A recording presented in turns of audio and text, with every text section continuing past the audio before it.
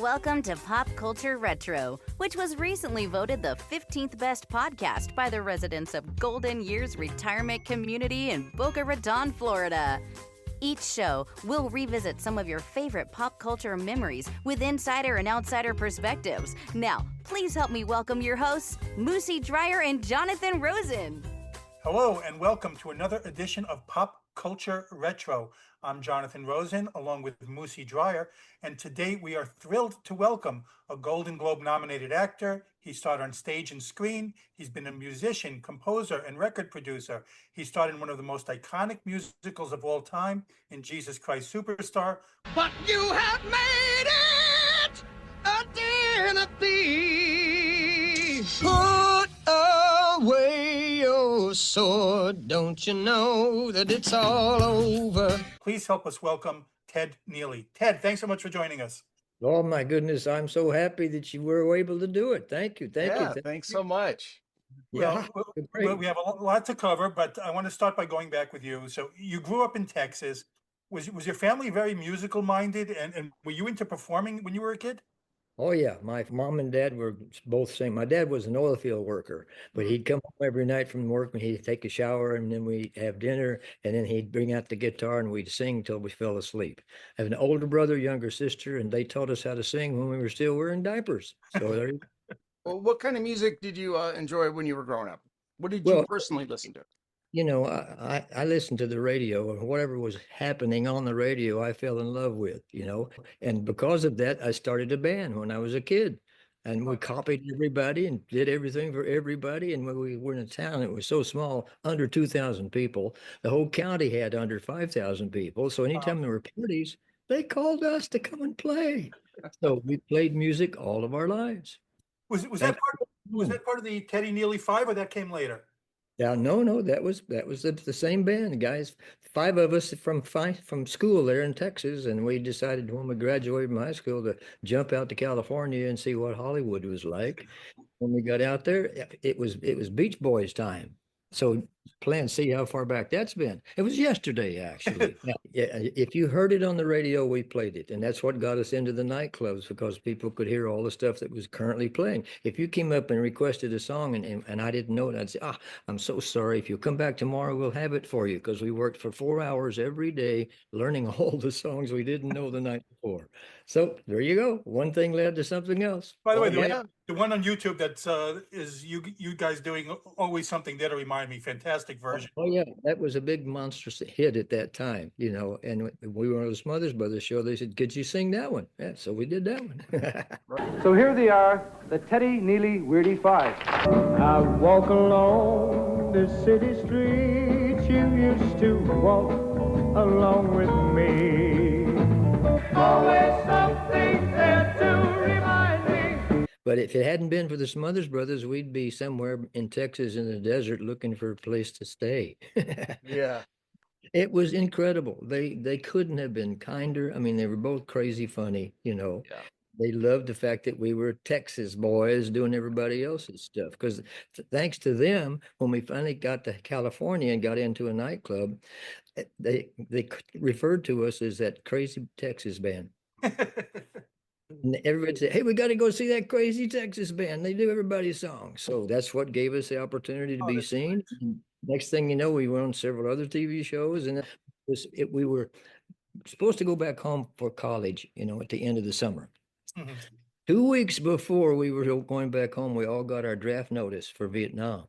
Mm. Beep, boop, beep, boo. So we went home, we took the test, we passed them all. Everybody got drafted. I got a note a week before we were supposed to go to war, so to speak, saying, dear Mr. Neeley, we've just found out you're your mom's sole support, so you don't have to go. Wow. And of course, I immediately went, yay! And then I went, oh, what about the band? Oh my God.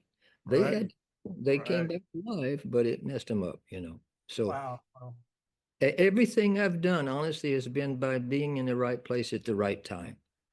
My parents, my dad had already gone away, and my mom was getting there. And our family were taking care of my mom. Anytime that I was on the road, they take care of her. She said to them, whatever. Okay, so they had this lovely meeting with my mom saying, Ted, we've decided Your mom wants you to go back to California and live your dreams. We will take care of your mom. Just go do your thing. So I went out by myself, put together some other musicians. One thing led to something else. Next thing you know, I'm doing Broadway shows. Well, that's about to ask you because you were in the right. You were in the Teddy Neeley Five, and Yeah. you were singing like standard. So then you started transitioning to the stage. What made you go in that direction? What made you decide that this is what I want to do? I didn't decide that at all. There were 5 musicians there in Hollywood who just fell in love with the crazy stuff we did. And they were all actors as well. And they knew we rehearsed every day. So they came in one day and one of the leaders goes, "Hey, Ted, are you doing this tomorrow?" And I said, "No, actually, it's our first day off. We're just hanging out." Why? He said, "Well, we got 5 guys have an audition for a Broadway show, and we'd like you to come see what we actors have to go through to get a job. Would you come?" I went, "Yeah, sure." I went. So I went. Okay. I got there and it was packed. It looked like it was a Super Bowl crowd in the outside, And the guy came up and he said, "Ted, I'm sorry, I didn't know it was going to be crowded like this, but they won't let you in because you're not a member of AFTRA or SAG or any of that. So pretend to be one of us. Be with us, and if they ask you questions, say exactly what he just said. That's how we feel about each other." Okay, so we went to the theater inside. They called the guys' names one at a time, and they wouldn't even let them sing even a verse. He'd go, "Oh, thank you very much. Next." All 5 of them. So they're coming up the aisle. I get up to go with them. They pick me up, carry me down the aisle, and throw me on the stage, and they run out of the building. Now, the theater was completely dark. There was only one light on in the place, and that was right over the piano player. So I went, "Oh, I'll go talk to him." So I walk across, and all of a sudden I hear, "Are you Mr. Neeley?" Where did that come from? Yes. "What have you prepared for us today, Mr. Neeley?" And I said, "Nothing. I came to see those guys. I don't even know what you're doing. Forgive me, I don't even know." "Well, do you sing, Mr. Neeley?" I said, "Yes." "Could you sing us a rock and roll song to show us you can rock out?" Okay, so I walk over to the piano player and I said, "Do you know Stevie Wonder's version of "For Once in My Life"? He said, "Yeah." I started to sing it. They let me sing the whole song. And I went, "Oops, what's going on here? Mr. Neely, could you sing us a love song? Something that shows your passion and your vocal range." And okay, I go back to the piano player and I said, "Same song, thank Tony Bennett." They let me sing it all the way through Tony Bennett style. They hired me. They didn't hire any of the actors. Wow. Guess what the show was? Which, Hair. Yes. Wow. You're absolutely right. I was. Wow. They hired me to be Claude Hooper Bukowski in Hair. Now, wow. I didn't know anything. I couldn't even spell theater, much less know anything about it. "Are you Mr. Neely?" That kind of thing. I happened to be the director of the show, Tom O'Horgan. He put me in the show. He taught me how to walk on stage, how to smile once in a while. All that. And then I did Tommy and Sergeant Pepper and Superstar. Oh, He did wow. Tommy, but he told the director, "You got to hire my buddy Ted to play Tommy." So that's how I got into theater. And then theater took me to touring all over for Superstar. Well, And then yeah. So you were in the stage version of Superstar first. So how did you get into that one? How did you get into the stage show of Superstar? same way, it's that same director said, "Ted, I want you to come and sing for So this show." no auditions. He just said, "I want you in this." He just said that, yeah. Wow. And he said, "Come and sing whatever you feel like singing, and I just want the other people to see how you sing." So I listened to the album closely, blah, blah, blah, blah, blah, and I auditioned for Judas. I didn't want to play anything but Judas because everybody in the world knows Jesus, so everybody's a critic. So if I played Judas, I got nothing I can do. Anyway, I did it, and he ran up on the stage after I sang the song. I sang Heaven on Their Minds, that opening song for Superstar. And the director ran up and gave me a big hug. He said, "Man, that was great. Could you do me a favor?" I said, "I'll do anything you want, sir. Could you come back tomorrow and sing the other guy?" So I did. I've been singing the other guy ever since. I knew nothing about theater. Okay. I grew up in that little town. We didn't have a theater. Hmm. So, but bottom line was, I was so inspired that I got to be in this show, especially with that director taking care of me, making this work. I was just blown away. I couldn't believe that this guy could take me and show me how to do this and show me how to do that. And okay, I'll do that, whatever you say. He said, you can sing, so do whatever you feel like. Sing those songs and we'll be happy. Right.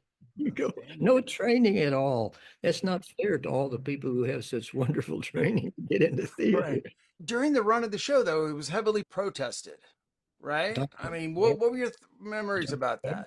You couldn't be more correct. And Broadway, we did 8 shows a week. Mhm. And we were protested every single show. We could hardly get into the theater because the people were trying to stop us to go in. And our producers said, hey, don't say anything weird because they might punch you right in the face. So we all crawled through, and I wanted to find out what they were mad at, why they were being that way. So I kept watching people and trying to catch eyes and all that. So one day, finally, this really big guy, I walked past him and he was looking right at me. I said, pardon me, sir, could I ask you a question? What? I said, well, have you seen the show? No, I wouldn't go in that den of iniquity, and it's terrible. It's anti-Christian. We're going to stop you guys from doing that show. We are going to stop you. I said, well, could I ask you another question? If you haven't seen it, what is it you don't like? He said, we hate the title. Jesus Christ Superstar? And they tell us that Jesus sings. Jesus didn't sing. That's why we want this show to stop. So that we went.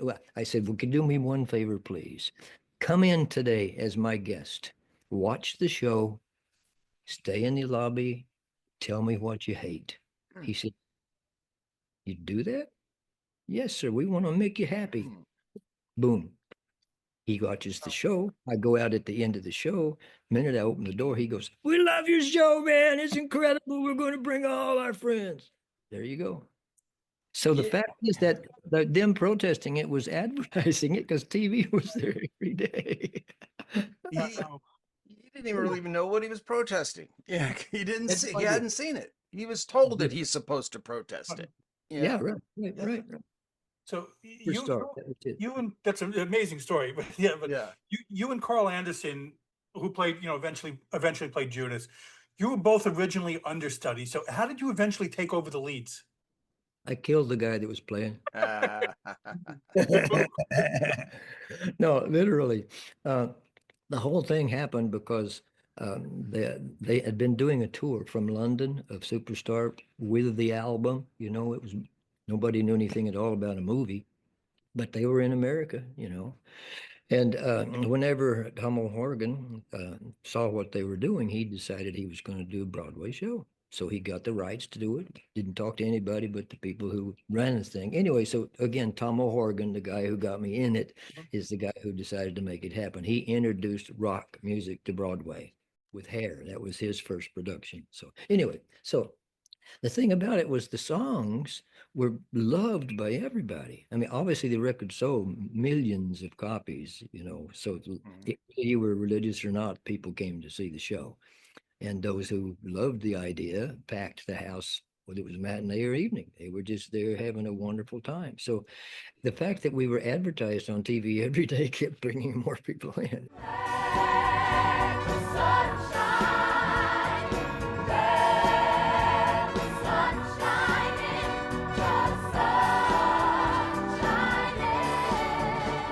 And the way Carl and I got to be Jesus and Judas, they decided to do a national tour while the Broadway show was still on. So they opened the Broadway show in Universal Studio. They're the first show that they put on at that theater, Universal Amphitheater. Anyway, so while we're doing that, rehearsed for 4 weeks, second weekend, I get a call late in the evening. Hello, Ted? Yeah, Norman. And my buddy, when I was a kid, was Norman Glenn Carroll. And it was him. So we start yakking with each other. Yeah, well, what's going on there, boy? I'll tell you what, everything out here is crazy. And stuff. But he wasn't saying anything with me. I thought, what? Is he dying? I said, are you okay, Norman? He said, yeah, but I think you got me mixed up with somebody else. This is Norman Jewison. I fell off the bed. I mean, I was a big fan of his work. He said, my buddy Barry Denon, who played Pilot in the movie and on Broadway, he and Norman became buddies because he was in Fiddler on the Roof with Norman Jewison. Okay, so Norman decided he was going to show. He did the screenplay. He sent the screenplay to all the theaters the studios he'd worked with. Everybody said to him, Norman, you're wasting your time. This is not going to work. Nobody wants to see a rock opera, and especially not if it's about religion. So forget about it. They all said no. So he put together some buddies. They did it all themselves. So the way that we all got into being understudies was because of the tour. And as it worked out, we only did the first week because Norman took us to Israel to make the movie. I was reading that you almost blew your chance originally with him. So what happened there? But didn't he come to like see you and you weren't there or something? Oh wow! How you talking about when he came to see me? It was when I was doing Tommy at the Aquarius Theater in Hollywood. And the night he came to see me, it was the only performance I missed in the whole run of the theater. He came to see that night. Wow. So it turns out that he called agencies and found out how to reach me. And he told the guy who was allegedly my agent at the time, well, I'm in Hollywood and I'm at the blah, blah, blah hotel, and have him come over and we'll have lunch. And I couldn't believe it, but that's what happened. So, my hair was really long, but I didn't have a mustache or a beard. So I called a buddy of mine who was an actor, and he came and put a mustache on me. That thing. Okay. So I went to knock on the door. No answer. Knocked again. No answer. And I went, third time's a charm. So I knocked a little harder. Yeah. Mr. Jewison? Yeah. Ted Neeley. Oh, great. Go downstairs. I'll come down to the restaurant and we can get together. I was at the hotel where he was staying. So I go in there. I order a cup of coffee, and he didn't show up. He didn't show at least half an hour. And I thought, well, I guess that's the easy way for a director to get rid of somebody who's bugging them. So I get up to go pay for my coffee. And while I'm waiting for my receipt, somebody tapped me on the shoulder. Norman Jewison. He said, let's go have some food. So we sat down. We had a great talk, everything. And all the time he was talking to me, and we had a good conversation, he was just about to laugh. It looked he was laughing at something. I didn't know that it is my nose dripping or something. Or what. So the bottom line with that was, he said, well, I think if you're anywhere near as good an actor or a singer as you are a comedian here with the jokes, he said, let's figure it out. I'll get in touch with you. So I went back to the theater, blah, blah, blah, blah, singing Tommy, And one evening, it was, I can't remember when it was, but when it was in Tommy, I found out through the people who were producing Tommy, they said, we had just read in the magazines and in Hit Record that you are being asked by Norman Jewison to do Jesus Christ Superstar. I'm like, what? So I checked it out. Sure enough, there were the articles. It wasn't just me. There were a whole bunch of people in the cast. So anyway, making it a shorter story. The bottom line is, he called. He said, do your thing there at the Superstar at Universal, and I'll get in touch with you. I can't say anything to anybody now because I got to get you and Carl out of the show to do this movie. So we had to wait. One night before opening night, he called me again. Ted? Yeah. Norman, the other Norman. You guys to be in my movie, and you can't say anything to Universal, but the screen test you did was brilliant. So I'll call you when we're ready. Okay, bye. So within a week, he had set it up with Universal, and Carl and I went to London to pre-record the soundtrack for the movie. Outstanding.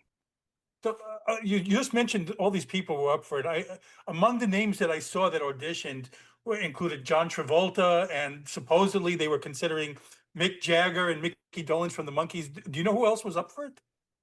Oh, nobody that I knew really. I mean, nobody told us who was being auditioned. But the one, guess which one they were considering before Carl and I made our appearance for Oh. Jesus. Travolta? Yes. You both considering Travolta. Oh, wow. You guys know more about it than I do. And I just ran into Travolta a couple of weeks ago. We hung out for a while. He's a great guy. Oh, that's Awesome. fantastic. That's Yes. awesome. So what was Jewison like as a director? He could not have been more wonderful. It was like I had grown up with him. He had a that's great great. sense of humor, and he loved what Carl and I were doing, the whole cast. Everybody in the company was unknown. When he found out from the studios that they weren't interested, he said, "I'm going to do it myself. I'm going to prove them wrong."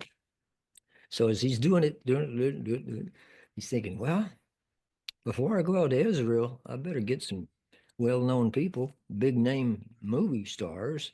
Otherwise, people won't come see the show. But so I got to just see if I can find some. So Barry knew he was getting people together. He called him one day and said, "Norman, how's it going?" And he said, "Barry, you won't believe this. The acting is brilliant." He said, "But I can't find anybody who can sing these songs." And Barry went, "Could I make a suggestion?" Norman, sure. He said, "I've been out on the road for almost 3 years with these two guys doing Superstar.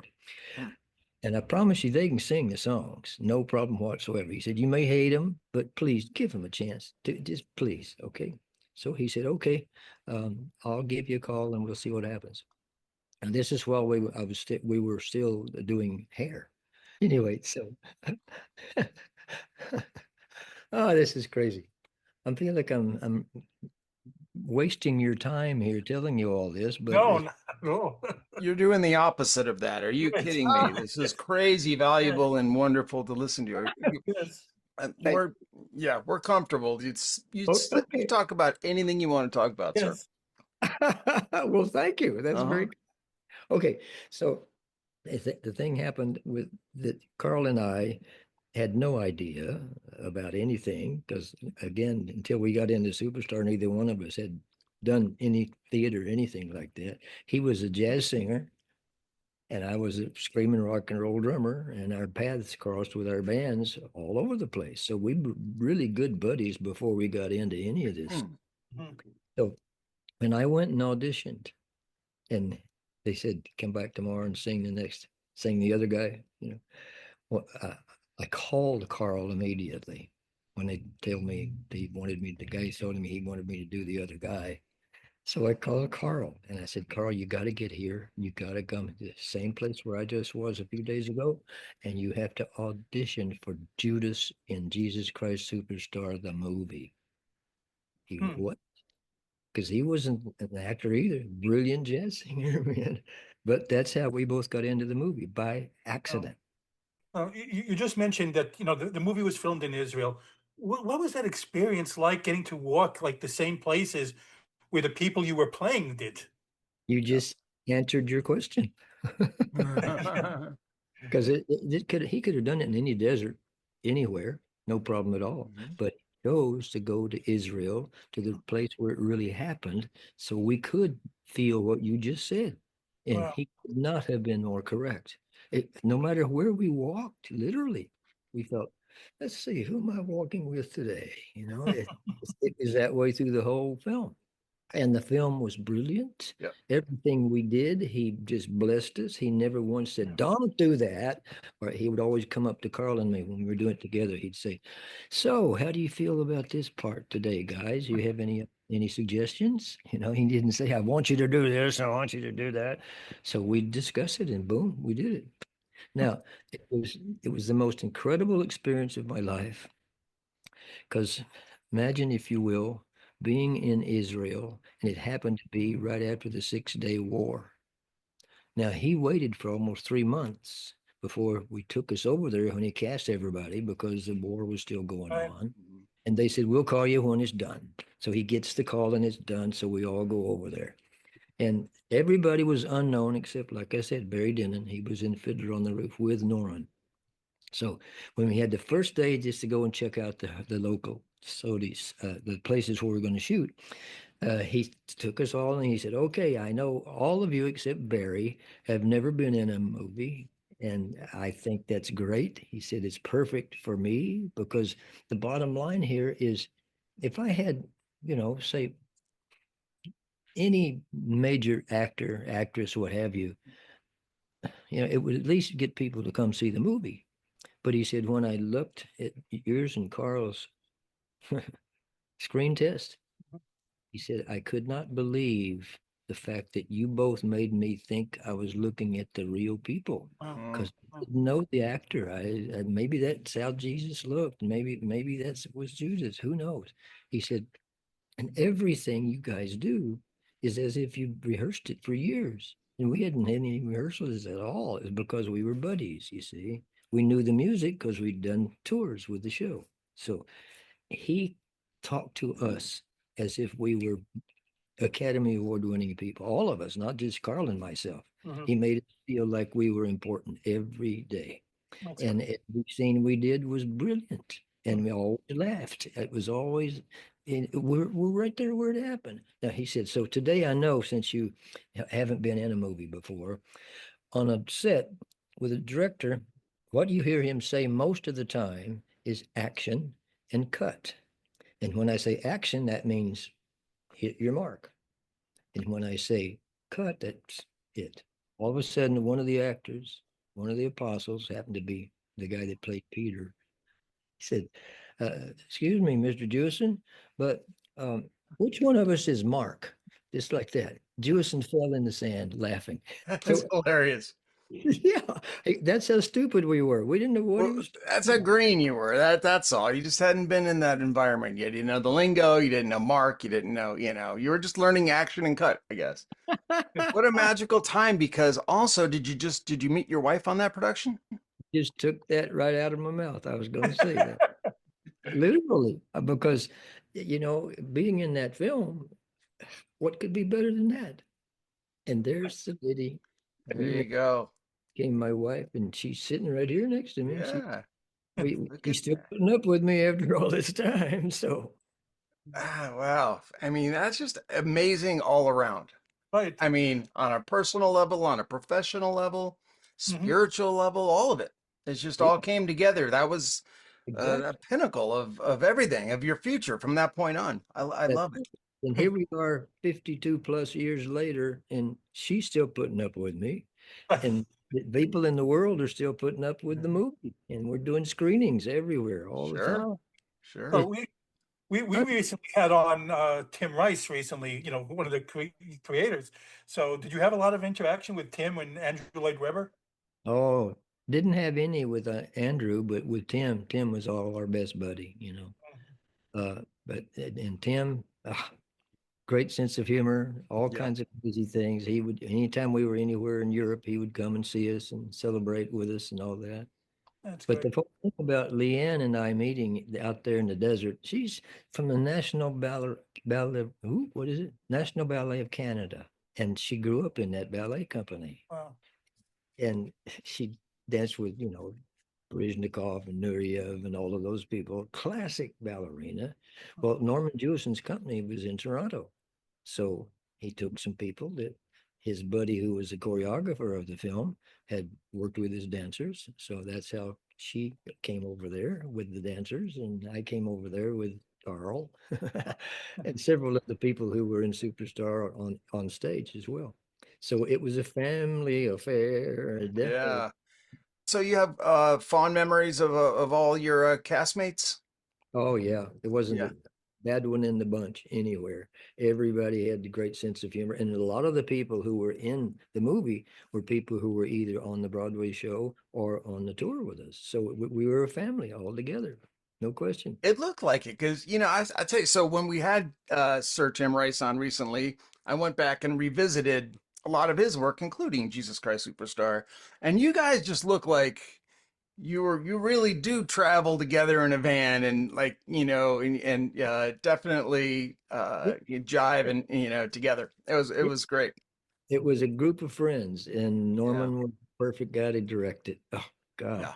Brilliant Oh, man. He passed away, so we yeah. can't play with him Yeah. anymore, unfortunately. I saw you perform the role, like, in the 90s again Oh, with Carl. And yeah. so what's it like for you guys to get to work together again back then, It, after not being together for, all those years? it was unbelievably beautiful. It just, I mean, say intermission every night during the show at intermission. We'd be backstage joking with everybody and telling crazy stuff and just having, and then we go right on stage and, do the Last Supper and he and I fight with each other and all that. Yeah. It was everything about it was perfect. And then, the icing on the cake was Leanne. So, what Right. can- Yeah. Yeah. Yeah. Yeah. Well, so the film comes out and it's a huge hit. It's so yeah. visible. But how did your life change at that time in terms of not just in terms of, you found the love of your life and all that other stuff, but just like publicly, you go to the market, maybe get recognized. How did your life change that way after the Beautiful, visibility of the film? beautifully. And it was so sweet because so many people who recognized me were holding their baby in their arms, and anytime I see cute kids, I have to, play with the kids. Like Yeah. even if I go in a supermarket and there's a lady with a cart, and there's a little baby sitting in there, I go right up to her and say, "Pardon me, ma'am, could I ask you a question?" "Yes." "Do you remember what counter that this was on? I want to buy one for myself." And she goes, "Oh, that's so cute." Yeah. So, and if it's a guy with a long beard, I'll say, "Hey, buddy, could I buy your beard?" So I just and when they look at me, they go, "Oh, you're that Jesus guy." Yeah. So Oh, it gave me a life. It gave me my wife. It gave me my family. It gave me everything. Yeah. Because I happened to go watch those guys audition. so If I I want, had I want to come back to the film in a second, but we want to ask about a couple of other things that you did. okay, You were in the Yeah. film Django Unchained yes, directed by Quentin Tarantino. So he's famous for getting actors who he loves watching, when he was younger. So how did you get involved with that? Did he approach you? I got involved because there were two men who were friends of mine who made commercials for television, Mhm. and they also got hired to do something like this for actors who wanted to come from Europe and get into Hollywood, so they'd have something like this to show. Okay, so they called me one day, said, "Ted, are you working now right now, or you got a few times?" I said, "Well, I'm free right now." "Why?" He said, "Well, we're doing this commercial, and there's a guy on the set who's one of the crew, and he's a brilliant crew member, and he's got an incredible sense of humor, keeps everybody laughing, but we can't get him to shut up when we're shooting the scene." He said, "So would you please come with us and just take him, be his buddy and take him over and keep him quiet while we're shooting?" Sure. It happened to be, guess who? Wow, Tarantino.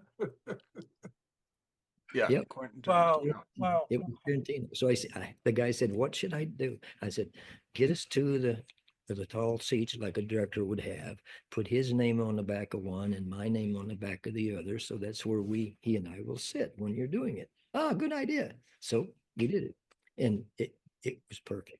It's perfect because I convinced him that they're going to shoot it now. So hold on. Okay. Anyway, so he and I became buddies, and he Hmm. said when he said, are you busy after we finish today?" And I said, "No, why?" He said, "I'd like you to come see where I actually work." Okay, so I went with him. It was a record store, and Wow. we walked in, and he said, "See that? See all those movies?" He said, "I have seen every one of them because I have a dream of being a director someday." Yeah. That's how we met. Wow. And what was he like to work with as a He director? he was great. Well, for example, every time I was in a scene, when he say cut, instantly superstar music would start playing on the set. All the Wow. crew would dance and sing till they got the next scene set up, you see. It, Well, that's fun. I mean, how loose, Wow. he's keeping it loose and fun. That's absolutely. amazing. And he had such a great sense of humor. He's a crazy guy. As obviously you can see the work that he does. He's really Oh, yeah. good. Yeah. So you worked with and produced for many legends. I was reading like Ray Charles, Tina Turner, Robin Williams, Meatloaf, Richard. So what are some of your memories of working with like these people? All of them were wonderful. And you mentioned Meatloaf. He and I were in Hair together on Broadway. Oh, wow. Yeah. Wow. No, but everybody that I worked with was again because I happened to be that guy that could sing the stuff that they needed me to harmonize with. And I had no training in any of that. I just thought, well, it was like going in the studio and recording a song, you know. So it worked. And those concerts and things were incredible to get to be, and it was because I had that a bit of fame with certain film things. They wanted me to be in their show. It's just like they say being on the show with Johnny Carson. I'm thinking, how did I get here? Oh, he was made magnificent. Yeah. You know, what a nice man. He Oh, just good. because he had such a great sense of humor. You know, Mm-hmm. you near him for 5 minutes, you're laughing. You know, Yeah. and every TV show like that that I have been on, it's been the same way. They just love that they're talking to that Jesus guy. You know? Well, Yeah. you also on Sonny and Cher. I love Cher. So what was that experience? Mhm. Beautiful, absolutely beautiful. They couldn't have been nicer. It just, again, they wanted me to come on and sing, you know, and I wasn't about to say no. You know? Are you sure? Well, here, take a look. Gee, a neck, a tongue, an ear, a chin. Doc, does that mean? Yes, I'm afraid he won't be playing anymore today. So the whole thing for me is I have to dedicate my life, obviously, to my mom and dad because they taught my sister and brother and I how to sing. Mhm. I had no problem singing anywhere, singing anything. And then the fact that I got to be in the band and the band was doing well and we went to Hollywood and then suddenly everybody said, you got to go see that crazy band from Texas. So everybody came to see that crazy band from Texas. So there was a reputation there that we didn't even know we had. So we still don't. Oh, you're currently in your farewell tour with Yvonne Elliman. So also, we're closing in on those dates. So can you talk about Yvonne a little bit? You know, what's she like? What's it like getting to work with her again now at the end, at your last tour? She's wonderful. We just did a fundraiser. She lives in Hawaii, and we just did a fundraiser for a children's theater company in Hawaii a few weeks ago. She and I, and then they had some people there who were great singers and ballerinas, dancers, and all that sort of thing. You know? And they made a lot of money at that fundraiser, so we were real happy. And Yvonne and I have been buddies since the first day we met, and she got into the business almost exactly the way I did. When she graduated from high school, her mom and dad said, where would you like to go? Anywhere in the world. She said, London. So she went to London with her guitar, sat on a stool in the nightclub and played by herself. One of those nightclubs at intermission time, she came back on stage and these two guys were standing right in front of the microphone on the floor, but in front. Oh, hello, she said. How are you? He said, fine. We just want to let you know we really enjoy your singing and you play the guitar and all that. So we are in the process we just finished writing an album and we're going to record it. Mhm. And there's some songs in it that you could sing really well. If you have the time, we'd like you to be on our record. And that was Jesus Christ Superstar Wow. recording. That's how she got into the business. Mm. And the same things happened to her ever since. Mm. She's a sweet lady. She's got the world's greatest sense of humor. She Yeah. laughs all the time. I Makes love it. everybody laugh. Yeah. That's So great. she's a dear, dear friend. That's great. So I know you must get asked this all the time because it's been said that you've played Jesus longer than Jesus has been Jesus. Do you ever tire of the same songs that you're performing, or is there a way that you make it new all the time?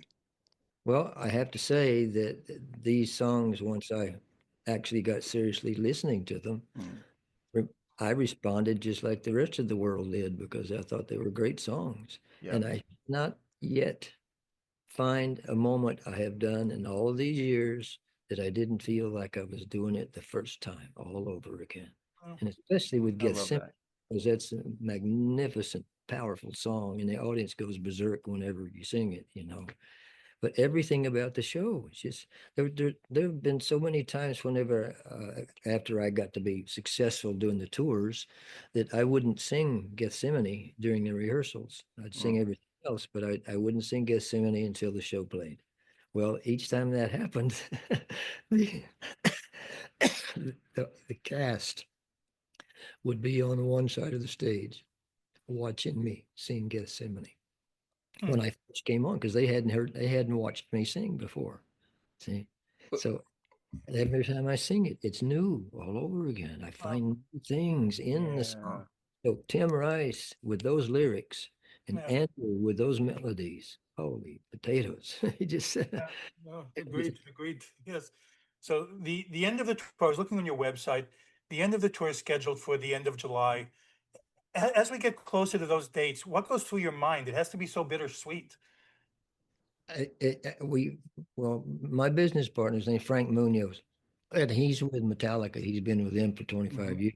So he we work around their schedule, you know. Anyway, so the whole idea of the farewell tour was simply because of the fact that after we all experienced the almost dying, and that was over with, and theaters got closed down. They couldn't run, nobody come in, you know, a lot of theaters closed.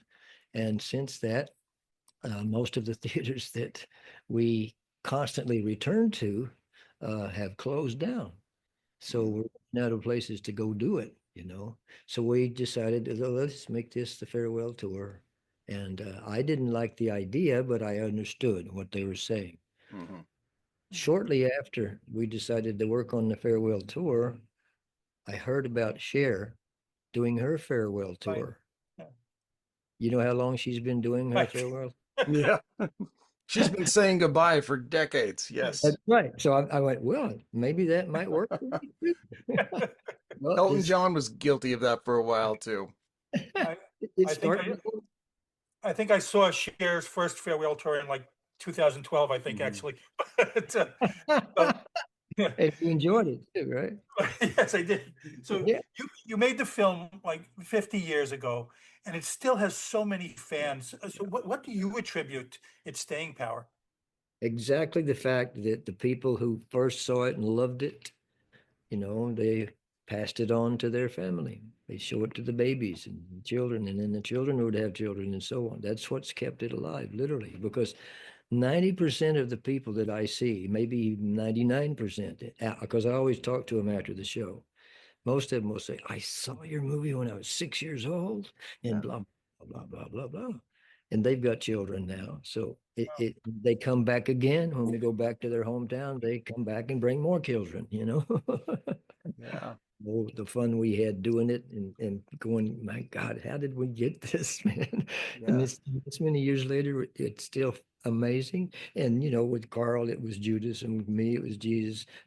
When we're in the towns and I go out for dinner, you know, sometimes we're there for 2, 3 weeks, and we'll go downtown, you know, just to check things out. Hey, you're that Jesus, and that's Judas guy. Hey, no matter. For example, best example I can give you about long term. Uh, in 19, in 2014, I got a call. Hello, is this Mr. Neeley? Yes. Who is this? He said, my name is Massimo Romeo Pupero, and I have a theater in the heart of Rome, and we've been doing Superstar every Easter and every Christmas now for 10 years. And we want, 20 years, and doing a performance now. And we'd like it, if possible, you could come and play your role. And I thought it was somebody joking with me. All And right. my role? Yeah, yeah, Jesus. I said, where's your theater? He said, Rome. What's it called? Il Teatro Sistina. We've been doing 20 years, and I just know that people will love to see you in it.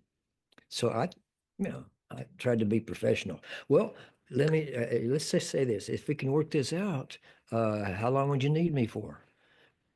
I really wanted to say, I'll be there tonight, because I'd never been home. So I just said, how long would you need me? He said, we normally do 4 weeks rehearsal and a 6-week run. I said, wow, 10 weeks, huh? He said, yeah. I said, well, it's a great idea. Let me talk to my agents and managers and see how the schedule is moving. And he said, fine. I'm in no hurry. I'll call you back in a week. So he called me back. Well, I didn't have an agent or a manager at the time. See, so I just wanted to, am I dreaming or what? Anyway, we worked it out, and took my daughter with me because she was so good with this. We're looking on a 2-week run and having a great time there. Excuse me, a 10-week run. Anyway, so the bottom line here is, while we were there, everybody who met Tessa wanted to hire her because she was so good at this and promotion and all that stuff. She would love to stay, but she couldn't speak the language, so it didn't work. But guess how long that 6-week tour ran? 30 weeks? 5.5 years. Oh my Gosh, goodness. wow. All over Italy, Europe. He had never taken a production of his show, any show, out of it, because early on they didn't like Italian shows. So he thought, nobody's good. I said, Massimo, this show has a worldwide fan base. You should give it a try. He said, well, do you know anybody? I said, yeah, I can make some calls. So I did. Wow.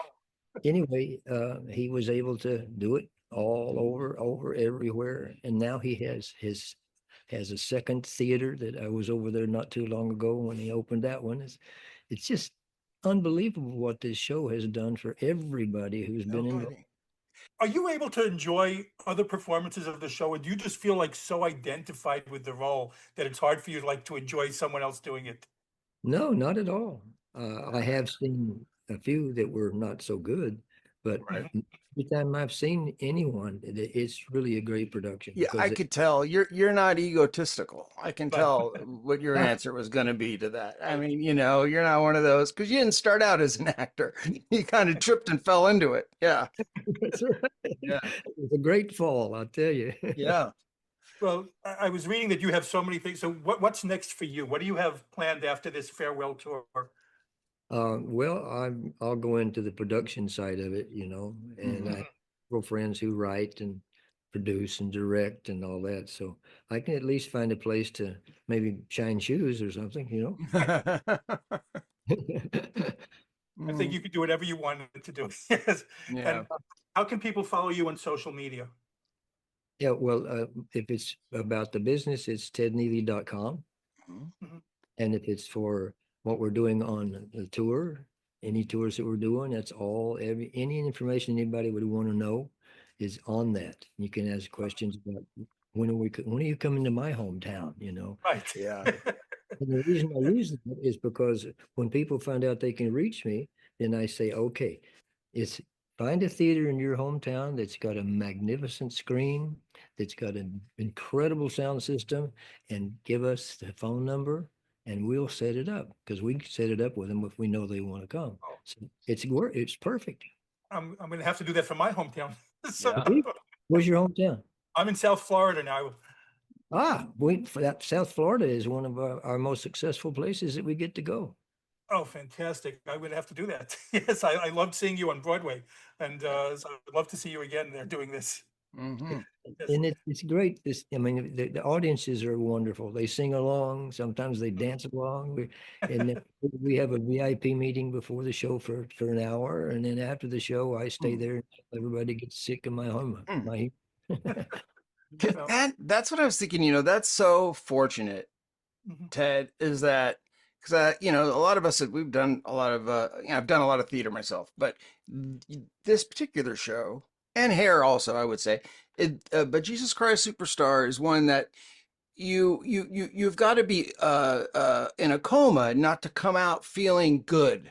Like it's a good, high spirited. It lifts your spirits. The show. Yes, So how nice is that? Like, that's the effect that this long running entity has on people. Yeah. I can tell you when we did that first shot in Rome, Hmm. and they found out that I like to talk to people. There were times because the show would run almost till midnight. Wow. And then I'd go out to the stage, I mean, out in the lobby, and people lined up and were talking and taking pictures. There were sometimes, many sometimes, that I was there at sunrise in front of the theater. It closed, and it's still that way, no matter where we go. And I'm going, God, like when we did that fundraiser in Hawaii, I could not believe the people that came for that.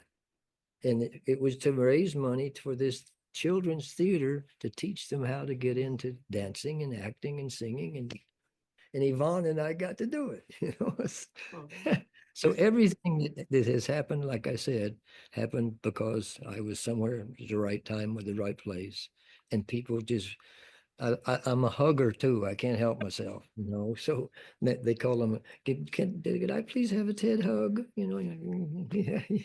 Now I've got. Just a good person too. That's the main When I thing. say hello, I just say, "May I have a hug?" Yeah. It's Well, incredible. Wow, I wish we were going to be able to do a performing tour, and you guys could be part of the gang. yeah, oh, You could run the show, direct, produce, all of that stuff. Yeah. well, Ted, we just want to thank you. It's such an Yeah. honor for us because we are both huge fans, Hmm. and we want to thank you so much for coming on. And thank your better half Yes, for and Leanne, lending thank you you for to this Leanne as hour. well. Yes. Yes. And if we do get a chance to come to you, do you both live in Florida? I'm in No, Florida, in California. I'm in LA. Oh. Yeah. Yeah. Well, we're going to do screenings in LA coming up in July, I think it Oh, is. wow, that's great. Oh, no kidding. Okay. We're gotta- we're, we're gonna think have to make that.